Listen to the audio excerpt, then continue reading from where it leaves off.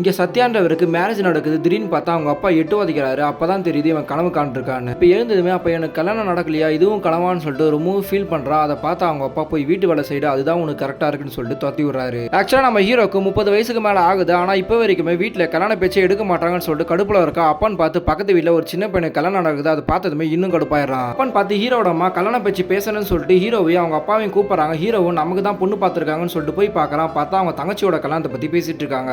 அதை கேட்டதுமே மூத்த பையன் நான் இருக்க என்னோட கல்யாணத்தை முதல்ல பண்ணி வைக்காம தங்கச்சியை பத்தி பேசுறீங்களே சொல்லிட்டு ரொம்ப சண்டை போட ஆரம்பிச்சிடறான். ஆனா அவங்க அம்மா நீ வேலைக்கு கூட ஒழுங்கா போகல, அப்புறம் எப்பரா கல்யாணம் பண்ணி வைக்கிறது, நீ வேணா லவ் பண்ணி வேணா கல்யாணம் பண்ணிக்கன்னு சொல்றாங்க. பட் இவங்க தங்கச்சி ஃப்ரெண்ட்ஷிப்ல கூட ஒரு பொண்ணும் கிடையாது, ஃபேஸ்புக்லயே அக்கௌண்ட் வச்சிருப்பான், அதுல கூட பொண்ணுங்க கிட்ட பேச தெரியாது, இவனுக்கு எப்படி பொண்ணுலாம் செட் ஆகும்னு சொல்லிட்டு கிண்டல் பண்ணி விட்டுறா. அதை கேட்ட அவங்க அப்பா அந்த ஃபேஸ்புக் அக்கௌண்ட இன்னும் ஏன்டா வச்சிருக்க, உங்க தங்கச்சி எப்படி கிண்டல் பண்ணான்னு சொல்லிட்டு கேட்கறாரு. அப்பதான் இவன் அவங்க தெருவிலே ஒருத்தர் பேக்கரி வச்சிருக்காரு, அவரோட பொண்ணை சின்ன வயசுல லவ் பண்ணிருப்பான், அந்த பொண்ணு தான் ஃபேஸ்புக் அக்கௌண்ட்ல இருக்கு, அதனால தான் அந்த பொண்ணு கிட்ட பேச்சு ஒரு நாள் பேசணும்னு சொல்லிட்டு தான் வச்சிருக்குன்னு அவங்க அப்பா கிட்டே சொல்றான். ஆனா இந்த பொண்ணு ரொம்ப வருஷம் கழிச்சு இந்த ஊர்ல நடக்கிற திருவிழாக்காக வந்திருப்பா. ஹீரோவா அந்த பொண்ணை ரொம்ப வருஷம் கழிச்சு பாக்கிறதுக்காக போயிடுறான். அப்ப அந்த பொண்ணு கிட்ட டைரக்டாவே போய் பேசிடுறான். ஆனா அந்த பொண்ணு நான் ஒரு பையனை லவ் பண்றேன்னு சொல்லிடுறா. அதை கேட்ட ஹீரோ நீங்க அந்த பையனை உண்மையா லவ் பண்ணீங்கன்னா இல்ல கழட்டி விட பாக்குறீங்கன்னு சொல்லிட்டு கேஷுவலா கேட்கறா. அதை கேட்டதுமே ஹீரோயின் ரொம்பவும் சிரிக்கிறாங்க. அப்படி நீங்க கழட்டி விட்டீங்கன்னா உங்களை உண்மையா லவ் பண்றவன் நான் இருக்கேன், எத்தனை வருஷம் ஆனாலும் உங்களுக்கு காத்துட்டு இருப்பேன், எப்போனா நீங்க வந்து லவ் பண்ணலாம்னு சொல்லிட்டு போயிடுறான்.